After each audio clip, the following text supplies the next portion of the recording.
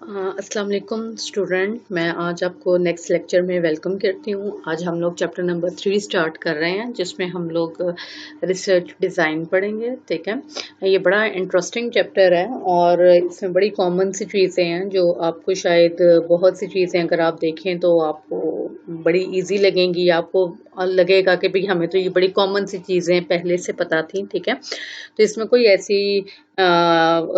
ऐसी मुश्किल चीज़ नहीं, बड़ा इंटरेस्टिंग सा ये टॉपिक है। ठीक है, तो इसको हम लोग जो है वो फॉर्मली स्टार्ट करते हैं। तो सबसे पहले कहते हैं रिसर्च डिज़ाइन। डिज़ाइन का मतलब आपको ऑलरेडी पता है कि किसी भी चीज़ का कोई पैटर्न बनाना, कोई भी चीज़ जो है वो किस तरीके से करनी है, उसका डिज़ाइन करना। ठीक है, तो उसका जो काम करने का तरीकाकार जो है उसको बनाना, उसको हम लोग डिज़ाइन कहते हैं। तो रिसर्च डिज़ाइन भी इसी तरह से है कि कोई भी आप रिसर्च करने के लिए जा रहे हैं तो सबसे पहले आप उसका डिज़ाइन बना लें कि भाई वो काम आपने करना कैसे है। ऐसे थोड़ी है कि वो काम आप शुरू कर लें और उसके बाद सोचिए अच्छा इससे नेक्स्ट स्टेप क्या है, इससे नेक्स्ट स्टेप क्या है। इससे पहले रिसर्च स्टार्ट करने से पहले आपको प्रॉपरली हर चीज़ जो है उसका एक पाथ बना लेना होता है कि भाई इसके बाद हम लोग ये करेंगे, इसके बाद इस स्टेप पे करेंगे, इसके बाद इस स्टेप पे करेंगे, ताकि आप सक्सेसफुल अपनी रिसर्च को कंक्लूड कर सकें। ठीक है, किसी एक प्रॉब्लम के सोल्यूशन के साथ। ठीक है, सबसे पहले क्या कहता है कि आपकी जो रिसर्च होती है वो बेसिकली क्या होते हैं, decision regarding what, where, when, how much, by what mean, concerning an inquiry or research study constitute a research design। ये कहते हैं कि आप जो भी आप कोई काम कर रहे होते हैं रिसर्च, उसमें क्या होता है कि आप ये काम क्यों कर रहे हैं, कहाँ कर रहे हैं, कब करेंगे, किस वजह से कर रहे हैं, इसको करने में आपकी क्या कॉस्ट है, क्या टाइम है। ठीक है, वो सारा आपका रिसर्च डिजाइन में आता है। फिर उसके बाद उसमें कहता है कि in fact, the research design is a conceptual structure within which research is conducted. It's constitute the blueprint for the collection, measurements and analyzing of data। कहते हैं कि इसमें क्या है कि आप जो ब्लूप्रिंट होता है ना, कोई भी रफ सी जो है वो स्केच, तो कहते हैं कि इसमें आप एक अपनी रिसर्च जो है उसका एक रफ सा स्केच बनाते हैं कि आप डाटा कैसे कलेक्ट करेंगे, मेजरमेंट्स क्या होंगी और आप एनालिसिस कैसे करेंगे। ठीक है, उसको फिर नीचे फर्दर मोर भी एक्सप्लेन करता है कि what is the research about, what is the study about, why is the study being made, where will the study be carried out, and what type of data is required, where can the required data be found, वो data हमें कहाँ से मिलेगा, what period of time will the study include, or what will the sample design, what technique to what techniques of data collection will be used, or how will data be analyzed and in what style will report be prepared। ठीक है, तो ये सारी चीजें जो है इसको इन सब जो क्वेश्चंस है, इन ये सारे क्वेश्चन बेसिकली आपके रिसर्च डिजाइन जो है वो कहलाते हैं। फिर उसके बाद कहता है keeping the view the above stated design decision one में split the overall research design into the following part. कहते हैं कि आपके जो फिर ओवरऑल जो इतने फैले हुए क्वेश्चन हैं उसको कंक्लूड करें तो हमारे 4 पार्ट बनते हैं। सबसे पहला है कि सैम्पलिंग डिजाइन।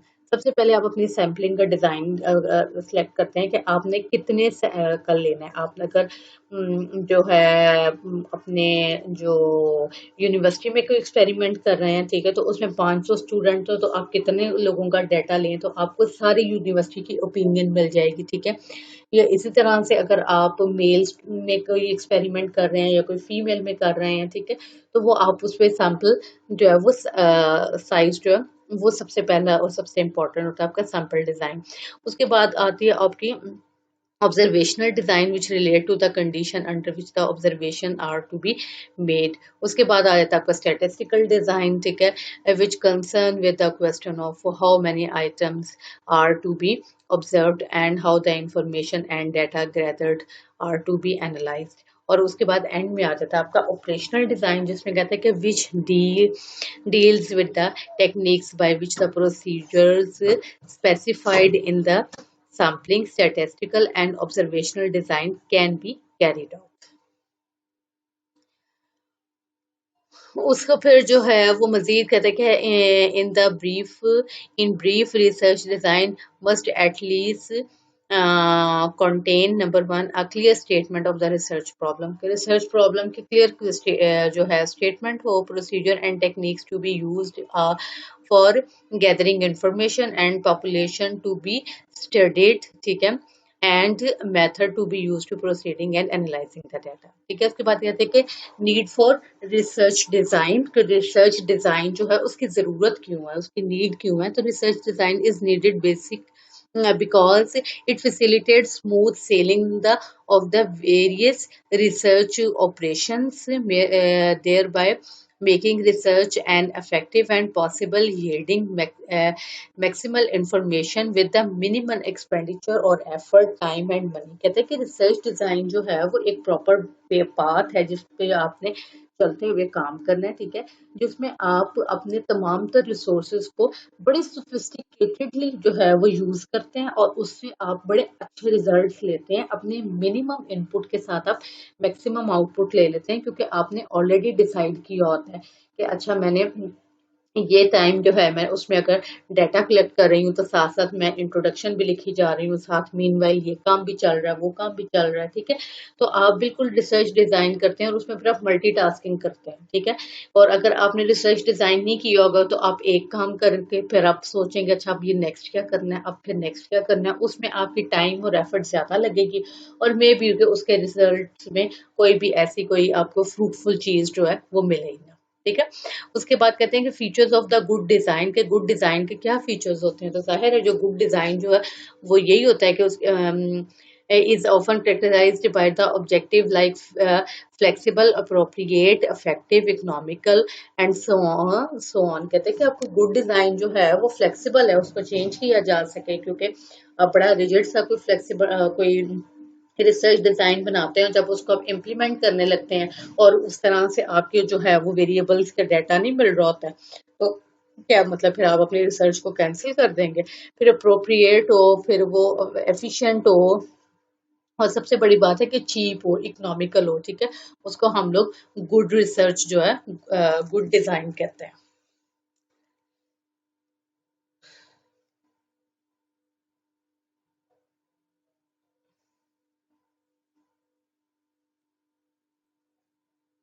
अच्छा उसके बाद आ जाता है ये ऊपर मैंने हाईलाइट किया हुआ है इसमें जो है कोई भी ऐसी चीज नहीं है डिटेल काफी लंबी डिटेल में मैं ऐसे अगर लाइन बाय लाइन जो है वो सारा पढ़ूंगी तो वो जो लेक्चर है वो भी बहुत ज्यादा लेंथ में हो जाएगा कि आपको जो है वो आपका इंटरेस्ट जो है वो इतना से मेंटेन नहीं रहेगा ठीक है दूसरा ये है कि मैंने आपको सिर्फ कॉन्सेप्ट देना है रीडिंग आपने खुद करके जो है वो चीजों को याद आपने खुद करना है ठीक है उसमें फिर नेक्स्ट इसमें आ जाता है कि important concept related to the research design में कौन से इंपॉर्टेंट कॉन्सेप्ट होते हैं उसमें सबसे पहले कहते हैं कि डिपेंडेंट एंड इंडिपेंडेंट वेरिएबल्स होते हैं ठीक है उसमें कहता है concept which can take and different quantitative variable is called the values is called the variable as such the concept like weight height income are all examples of the variable कहता है कि वेरिएबल क्या होता है कि कोई भी चीज जिसकी के वैल्यू चेंज हो वो आपकी वेरिएबल कहलाती है ठीक है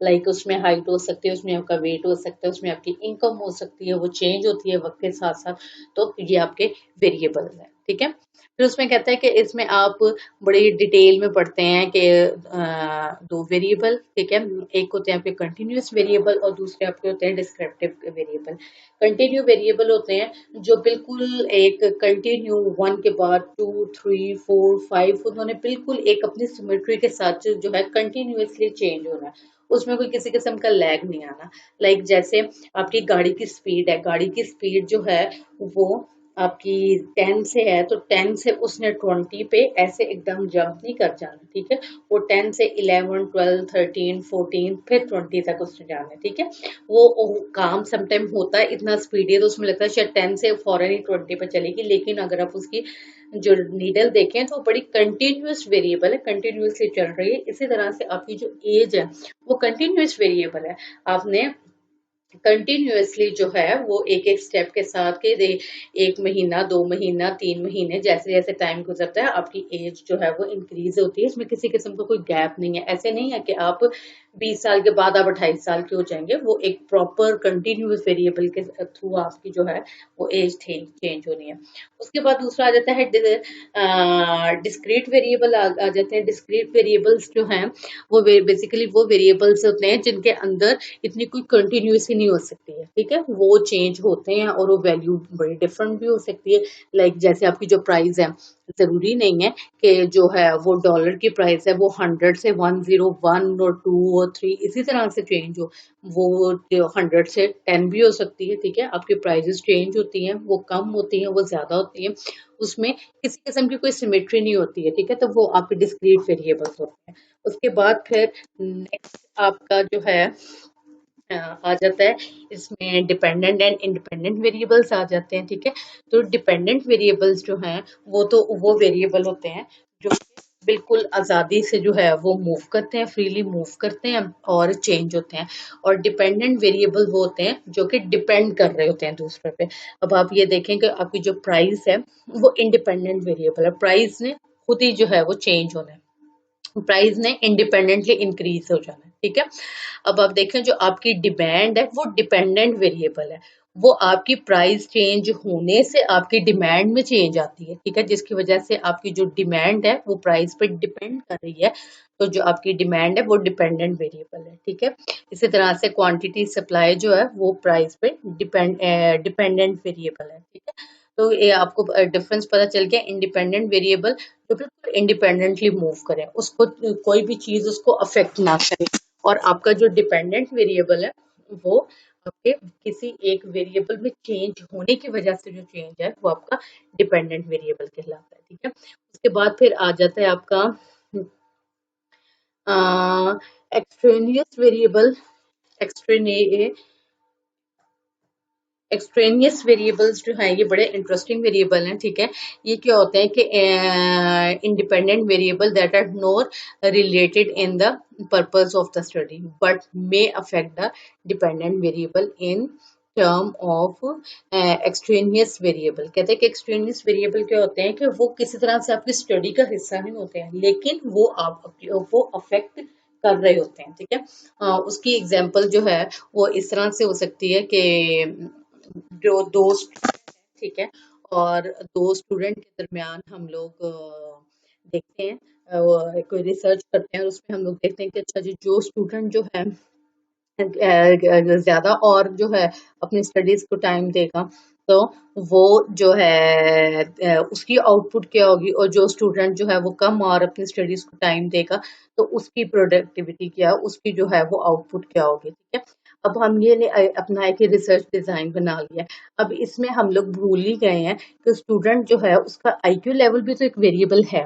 ठीक है, जो स्टूडेंट इंटेलिजेंट ज्यादा है, ठीक है, अगर दोनों स्टूडेंट में एक स्टूडेंट का आईक्यू लेवल अच्छा है और वो 2 घंटे पढ़ता है और दूसरा स्टूडेंट जो है उसका आईक्यू लेवल बड़ा एवरेज है, वो 2 घंटे पढ़ता है। ठीक है, तो उन दोनों की जो प्रोडक्टिविटी है, वो जो उनकी आउटपुट है वो डिफरेंट होगी। तो जो बेसिकली जो इसमें जो आईक्यू लेवल है ना, ठीक है, वो आपका एक्सट्रेनियस वेरिएबल है। ठीक है, जो कि अफेक्ट कर रहा है, जो कि पर्पस तो नहीं है आपकी स्टडी का, लेकिन ये कि वो आपके वेरिएबल्स को अफेक्ट जरूर कर रहा है।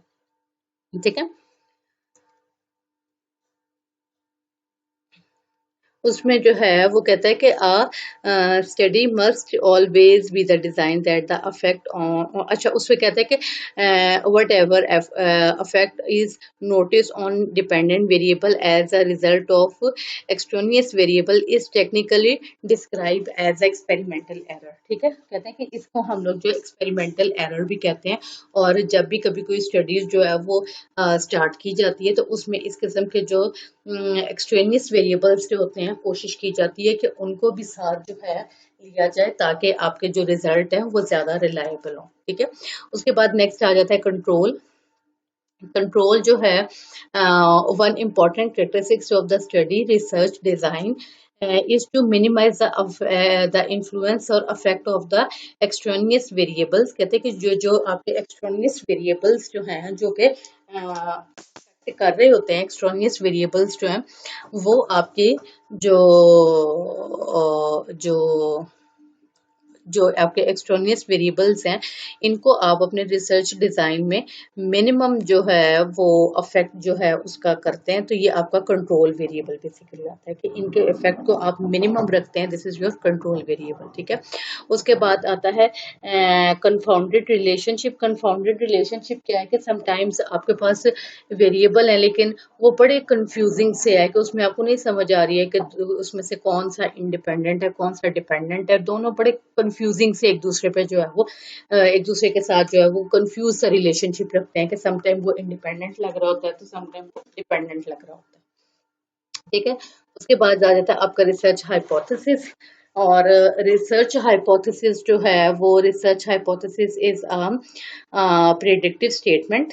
ठीक है, प्रिडिक्टिव जो कि आपने प्रिडिक्ट करनी होती है अपनी रिसर्च के एंड में, कि आप कोई भी दो स्टेटमेंट्स बनाते हैं और फिर आप प्रिडिक्ट करते हैं कि मेरी स्टेटमेंट ए ठीक है, ये मेरी स्टेटमेंट बी ठीक है। ठीक है, that relate an independent variable और द डिपेंडेंट वेरिएबल। ठीक है, usually research hypothesis must contain, कोई भी हर रिसर्च हाइपोथेसिस उसमें लाजमी दो स्टेटमेंट्स होती हैं जिसमें से एक को आपको एक्सेप्ट करना होता है, किसी दूसरे को रिजेक्ट करना होता है।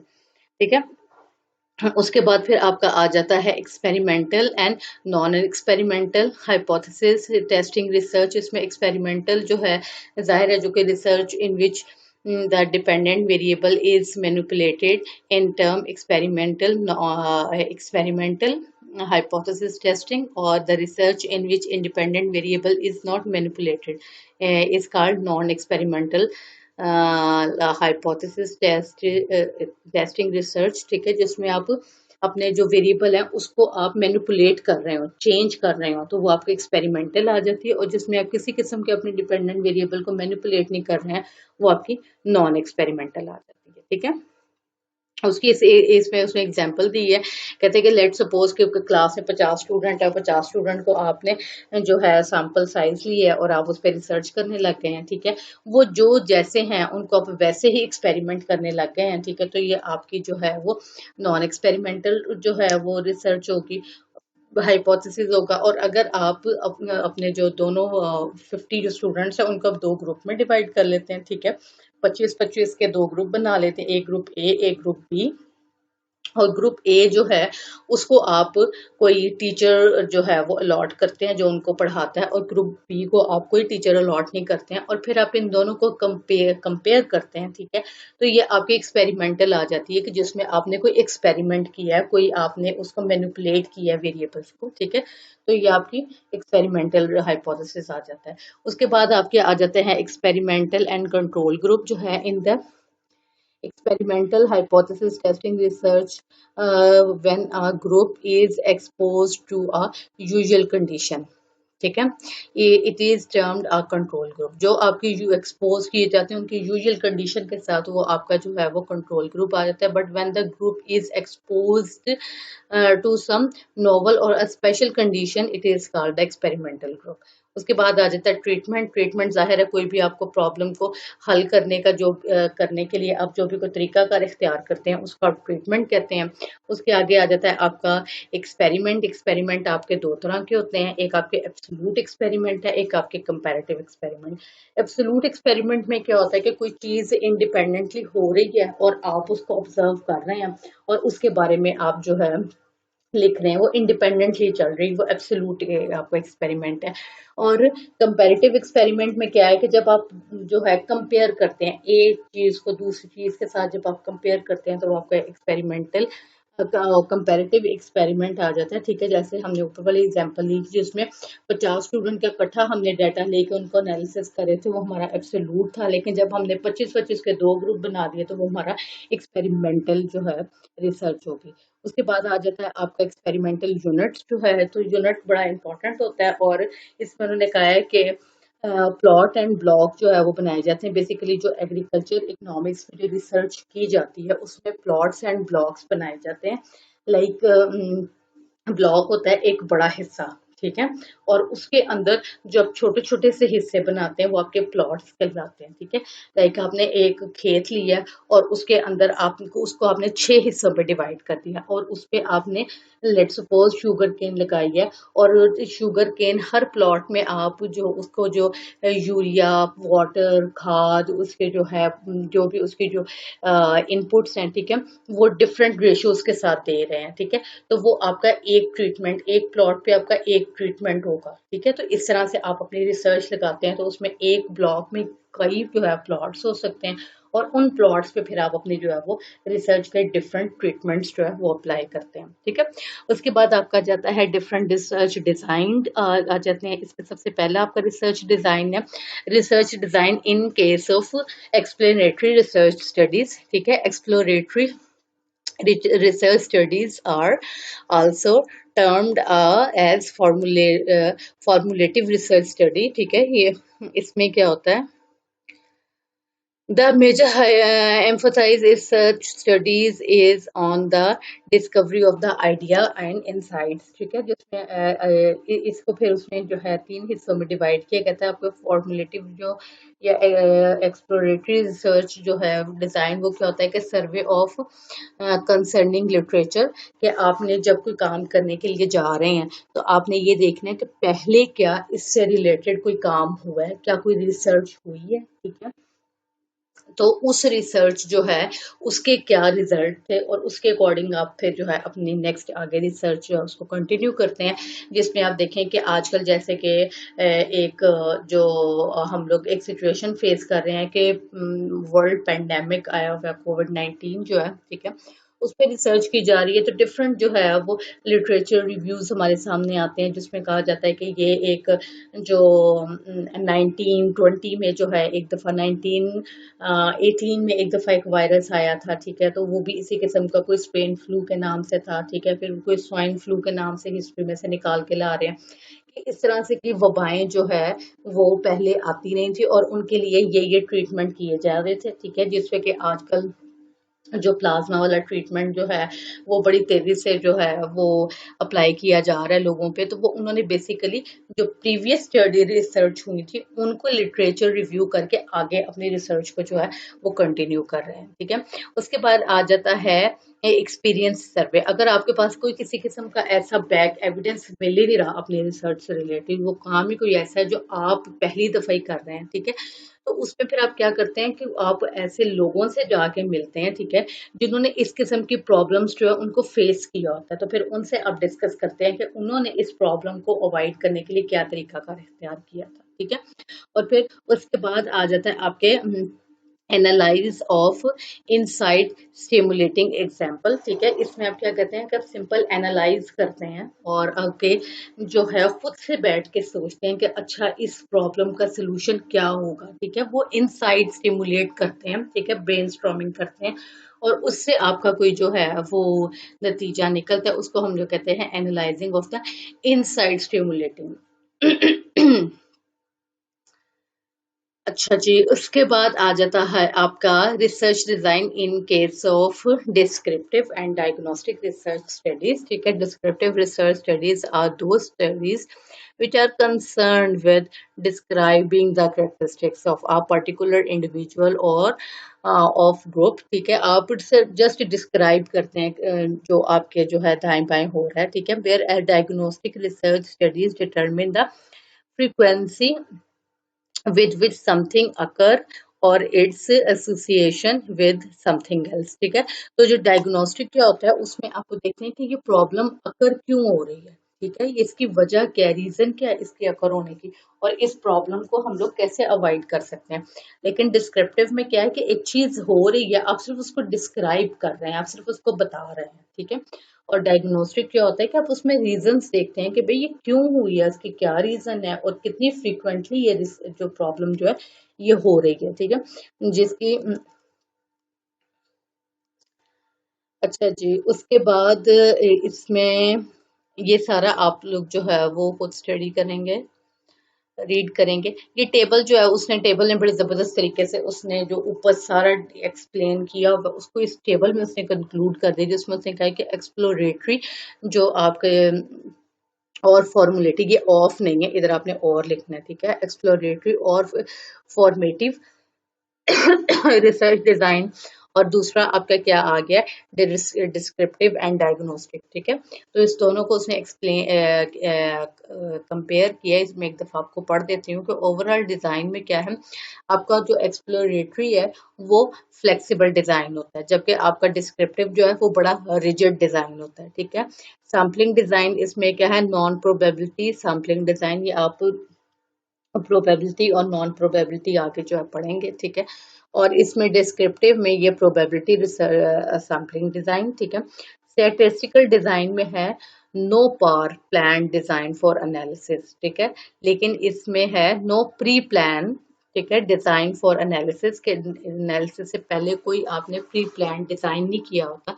जबकि डिस्क्रिप्टिव और डायग्नोस्टिक में आप जो है pre plan design for analysis. उसके बाद है observational design, unstructured instruments for collection of data and structured और well thought out instruments for collection of data. Operational design में है no fix decision about the operational procedure, और इसमें है advanced decision about operational procedures. अच्छा जी, उसके बाद फिर थर्ड वाला आपका जो आ जाता है, ये क्या है कि research design in case of hypothesis testing, testing research studies, ठीक है। इसमें आप क्या करते हैं कि हाइपोथेसिस जो है, अभी जैसे आपने ऊपर भी पढ़ा था कि जो हाइपोथेसिस आप जो बनाते हैं वो कोई प्रेडिक्टिव आपकी जो स्टेटमेंट होती है, ठीक है। तो उसको आप कंपैरिजन कहते हैं कि such studies required procedure that will not only reduce bias and increase reliability but will prevent drawing influence of about causality, ठीक है। फिर इसमें जो है वो अच्छा, नेक्स्ट है आपका research design in case of hypothesis testing research studies, ठीक है।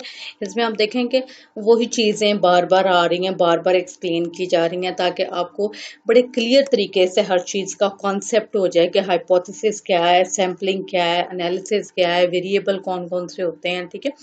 वो हर चीज बड़ी डिटेल में बार बार एक्सप्लेन कर रहा है और बड़े बेसिक लेवल से आपको जो है वो रिसर्च सिखा रहा है, ठीक है।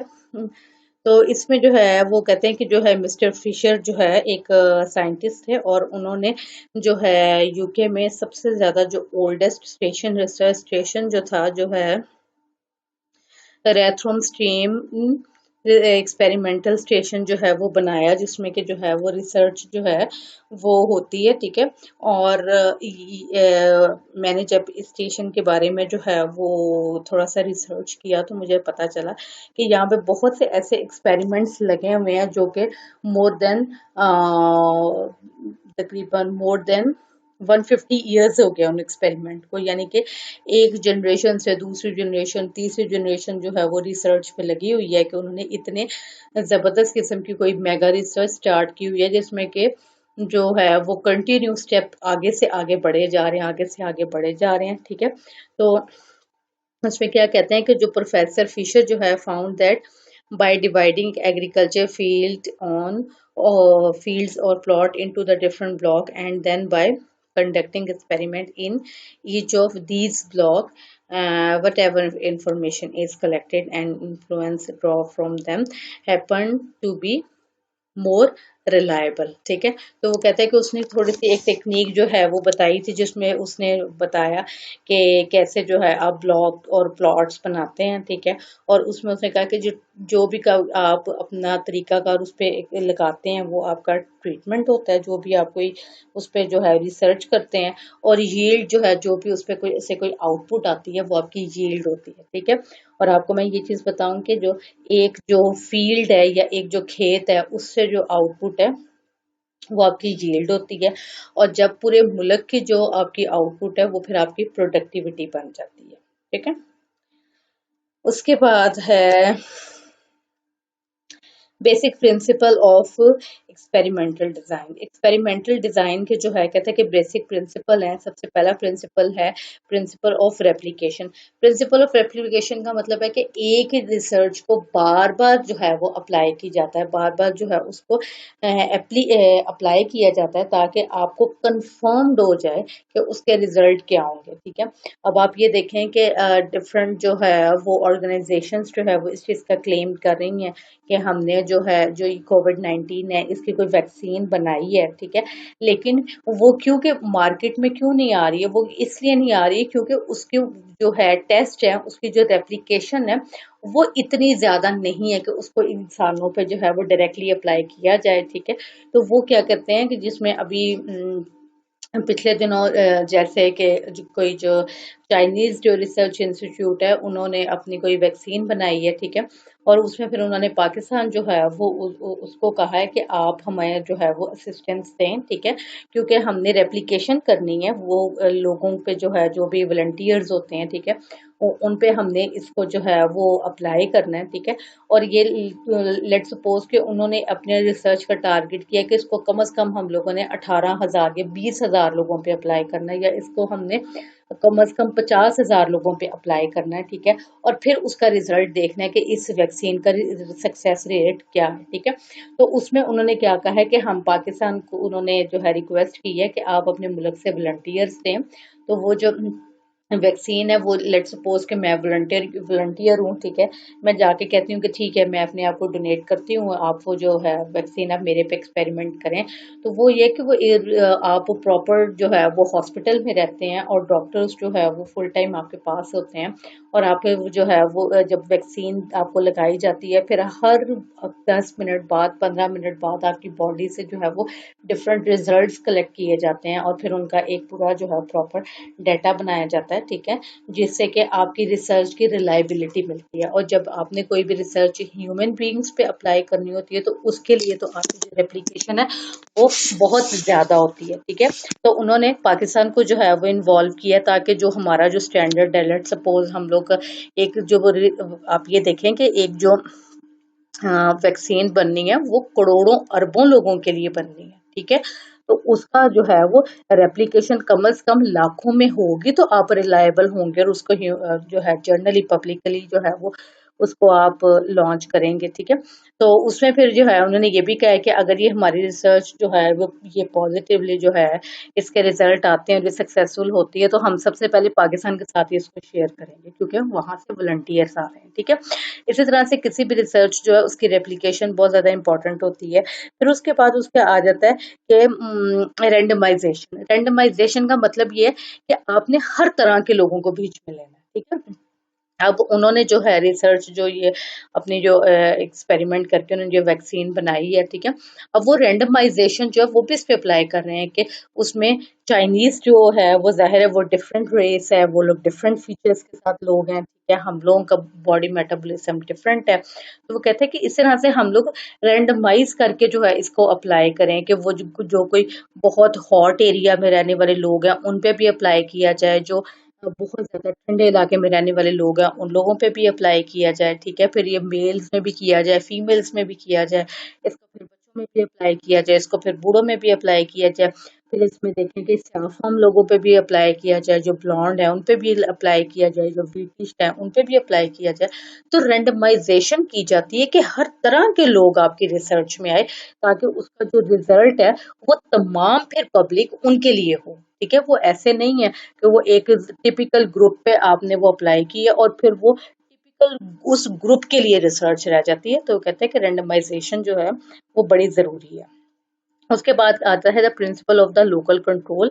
इसमें जो है कि ये आपने जो लोकली जो है आपने जो किया जाता है, लोग आप लेते हैं, ये जो भी कोई आपने जो अपने रिसर्च डिजाइन किया होता है। ठीक है, उसमें कहता है कि in other word, according to the principle of the local control, we first divide the field into the several homogeneous part. ठीक है, तो हम लोग अपने जो locally जो एरिया लेते हैं उसको हम लोग डिफरेंट रीजन्स में डिवाइड करते हैं। ठीक है, जैसे अगर हम पाकिस्तान की बात करें तो पाकिस्तान जो है उसको डिफरेंट जोन्स में डिवाइड किया गया। कोई राइस जोन है, कोई कॉटन जोन है जी, जहाँ जो कॉटन जोन है वहाँ पे कॉटन अच्छी होती है, जो राइस जोन है वहाँ पे चावल अच्छे होते हैं। मुल्तान साइड जो है वो उधर के जो है आम बहुत अच्छे हैं। ठीक है, तो वो जब भी रिसर्च की जाती है तो उसमें फिर ऐसे करके डिफरेंट एरियाज जो है वो लगाए जाते हैं और फिर हर एरिया में जो है उस रिसर्च को अप्लाई किया जाता है और उसके रिजल्ट जो है उनको फिर आपस में कंपेयर किया जाता है।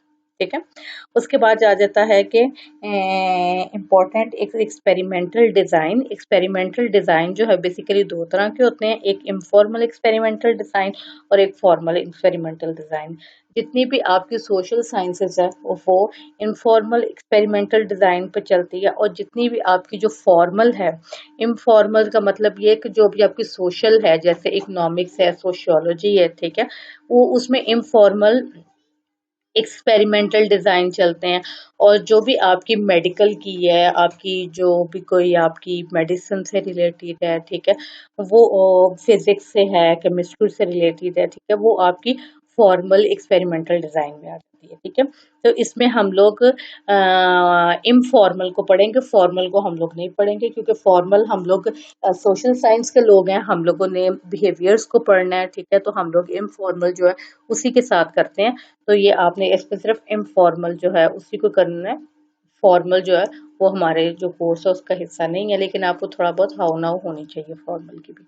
इसमें सबसे पहले कहते हैं before and after without controlling design. कहते हैं कि बिफोर एंड आफ्टर आप कोई भी ट्रीटमेंट अप्लाई करते हैं तो उससे पहले की आप रीडिंग लेते हैं, ट्रीटमेंट अप्लाई करते हैं और उसके बाद की भी ट्रीटमेंट आप जो है वो रीडिंग लेते हैं। और किसी किस्म का आपने कोई कंट्रोल वेरिएबल बीच में कोई जो है वो इंट्रोड्यूस नहीं किया होता है। ठीक है, तो वो देखें क्या कहता है कि level of the phenomena before treatment. Before treatment की जो है आप कोई भी एक पेशेंट है उसकी आप रीडिंग लेते हैं, उसके बाद ट्रीटमेंट इंट्रोड्यूस आप ट्रीटमेंट इंट्रोड्यूस करवाते हैं। लेट्स सपोज कि मेडिसिन है वो आप उस पर अप्लाई करते हैं। फिर level of phenomena after treatment और फिर वो वाई वैल्यू आपके पास आ जाती है कि जब आपने वो ट्रीटमेंट किया है तो उसके बाद उसकी क्या रीडिंग आई है। ठीक है, और फिर ट्रीटमेंट अफेक्ट जो है वो आता है कि आप वाई में से एक्स को निकाल देंगे तो आपके पास ट्रीटमेंट अफेक्ट आ जाएगा। उसके बाद नेक्स्ट है आपका after only with control design. ठीक है, after only with control design में क्या होता है कि आप जो है कि लेवल ऑफ द फिनोमिना जो सबसे पहले आपका क्या होता है कि आप लोकली जो है कंट्रोल करते हैं और इसमें आपका वाई क्या है, level of phenomena after treatment और level of phenomena without treatment. जो आफ्टर ट्रीटमेंट जो आपके पास आती है वैल्यू वो y है। ठीक है, और level of phenomena without treatment जो है वो z है। ठीक है, तो y में से z को निकाल दें तो आपके पास ट्रीटमेंट इफेक्ट आ जाएगा। ठीक है, उसके बाद थर्ड वाली आपकी है before and after with control design. ठीक है, before and after with control design में है कि level of phenomena before treatment. Before treatment जो है आप किसी भी चीज़ की रीडिंग लेते हैं वो आपकी एक्स है और फिर आप उसमें ट्रीटमेंट अप्लाई करते हैं और ये आपके पास रीडिंग आ जाती है। ठीक है, और वो आपकी आ जाती है वाई। फिर उसके बाद आप क्या करते हैं, level of phenomena without treatment आप जो है कोई कंट्रोल वेरिएबल के साथ इंट्रोड्यूस करवाते हैं। ठीक है, और आप विदाउट ट्रीटमेंट उसकी जो है वो आप रीडिंग लेते हैं। ठीक है, और फिर उसकी आप आफ्टर जो ट्रीटमेंट है उसकी रीडिंग लेते हैं, लेकिन इसमें आपने कंट्रोल वेरिएबल जो है वो भी साथ इंट्रोड्यूस किया हुआ है। तो इन दोनों के जब आप डिफरेंसेस लेते हैं, ठीक है, y माइनस एक्स जो है माइनस जी माइनस ए, इनके जब आप डिफरेंस लेते हैं तो ये आपका ट्रीटमेंट इफेक्ट आ जाता है। ठीक है, यहाँ तक आपने करना है। उससे आगे जो है जो आपका फॉर्मल रिसर्च डिजाइन है वो आपके रिसर्च आपके जो कोर्स का हिस्सा नहीं है। कोर्स का हिस्सा मतलब कि वो आपके आप सोशल साइंसेस के स्टूडेंट हैं तो ये आप उसके साथ रिलेट नहीं होता है। ठीक है, ये मैंने आपको जो पढ़ा दिया है, इसमें से किसी किस्म की आपको कोई चीज़ समझ नहीं आती है तो वो आप मुझसे जो है वो पूछ सकते हैं। और कोई भी चीज़ इसमें खैर इतनी मुश्किल नहीं है, चीज़ें बार बार जो है वो रिपीट हो रही हैं और जब आप उसकी डिटेल पढ़ते हैं तो डिफरेंट तरह के एग्जाम्पल्स जो है वो दे दे के चीज़ों के एक्सप्लेन करता है, ठीक है। तो फिर भी अगर आपको कोई किसी किस्म की समझ नहीं आती है तो आप इजी क्लास में व्हाट्सएप पे हैं, उस पे आप मेरे से डिस्कस कर सकते हैं। Thank you very much.